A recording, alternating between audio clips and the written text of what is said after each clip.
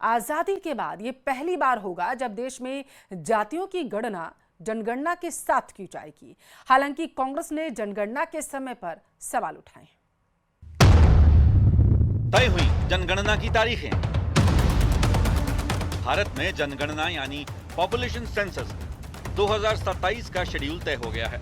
केंद्र सरकार की तरफ से तैयार किए गए शेड्यूल के मुताबिक ये ऐतिहासिक जनगणना 16 जून को अधिसूचना जारी होने के साथ ही शुरू हो जाएगी। खास बात यह है कि इस बार जनगणना के साथ साथ जातियों की जनगणना यानी कास्ट सेंसस भी कराया जाएगा, जिसे लेकर लंबे समय से राजनीतिक और सामाजिक बहस चल रही है। जनगणना की प्रक्रिया 16 जून को अधिसूचना जारी होने के साथ शुरू हो जाएगी।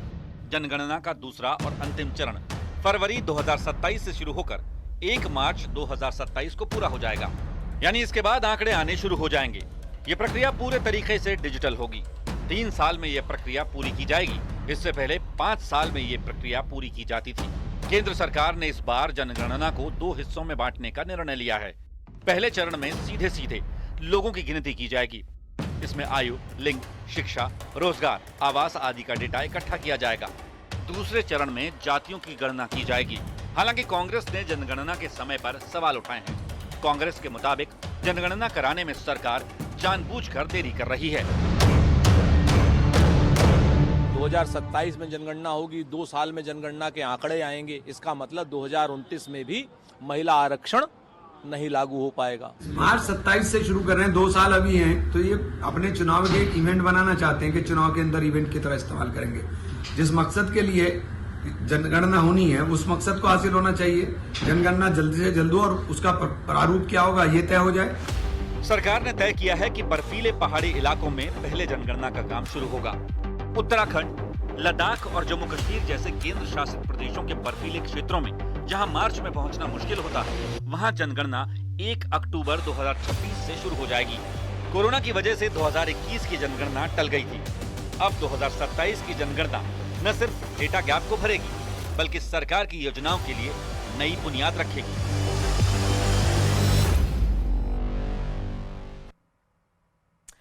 राहुल गांधी के एक और बयान का पाकिस्तान ने अपने फायदे में इस्तेमाल किया। प्रधानमंत्री को लेकर मध्य प्रदेश में नेता प्रतिपक्ष राहुल गांधी के दिए गए बयान का पाकिस्तान के रक्षा मंत्री ख्वाजा आसिफ ने आधार बनाकर कहा कि नरेंद्र सरेंडर वाला बयान देकर भारत के नेताओं ने खुद मान लिया कि नरेंद्र मोदी ने सरेंडर किया था। देखिए आप।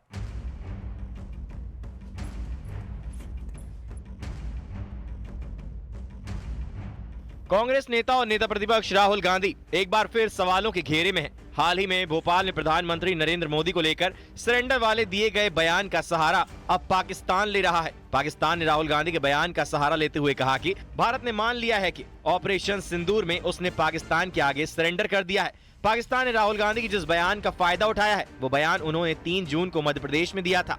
राहुल गांधी ने कहा था कि प्रधानमंत्री नरेंद्र मोदी ने अमेरिका के आगे सरेंडर कर दिया था और वो ऑपरेशन सिंदूर रोकने के लिए राजी हो गए थे। राहुल गांधी के इसी बयान को पाकिस्तान ने आधार बनाकर कहा कि नरेंद्र सरेंडर वाला बयान देकर भारत के नेताओं ने खुद मान लिया है कि नरेंद्र मोदी ने सरेंडर किया है।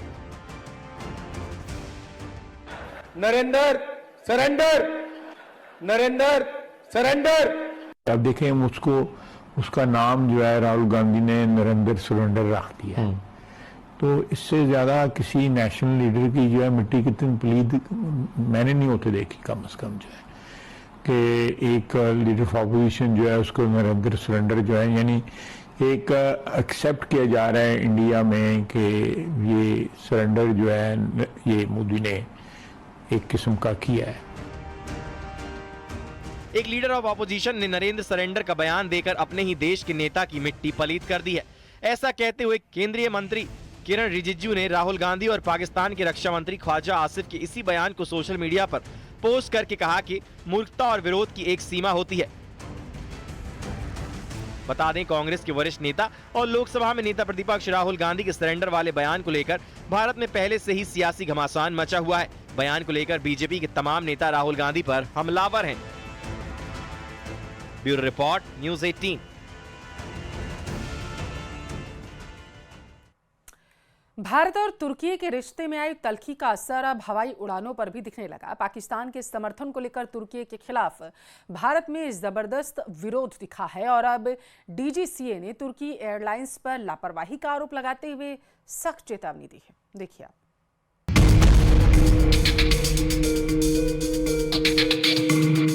भारत में तुर्की एयरलाइंस की उड़ानों पर डीजीसीए की पैनी निगाह है। 29 मई से 2 जून के बीच अचानक हुई जांच में कई गड़बड़ियां सामने आई हैं, जिसके बाद तुर्की एयरलाइंस पर सख्त एक्शन लिया जा सकता है। पहली लापरवाही, तुर्की की फ्लाइट में बिना परमिशन विस्फोटक ले जाया जा रहा था। इसकी जानकारी न डीजीसीए को दी गई, न ही परमिशन ली गई। दूसरी लापरवाही, बेंगलुरु में मार्शलर के पास जरूरी पहचान पत्र और ट्रेनिंग का प्रमाण नहीं था। विमान के पहुंचने पर वहां कोई लाइसेंस प्राप्त इंजीनियर मौजूद नहीं था। जूनियर टेक्नीशियन से सारे काम कराए जा रहे थे। तीसरी लापरवाही, हैदराबाद बेंगलुरु में इस्तेमाल किए जा रहे उपकरणों की जिम्मेदारी तय नहीं थी। डीजीसीए भारत में आने वाली हर विदेशी एयरलाइंस की सुरक्षा और नियमों के पालन को लेकर सख्त है और यही वजह है कि उसने तुर्की एयरलाइंस को सख्त हिदायत दी है। डीजीसीए ने टर्किश एयरलाइन को सख्त निर्देश दिए हैं कि नियम कानूनों का पालन किया जाए।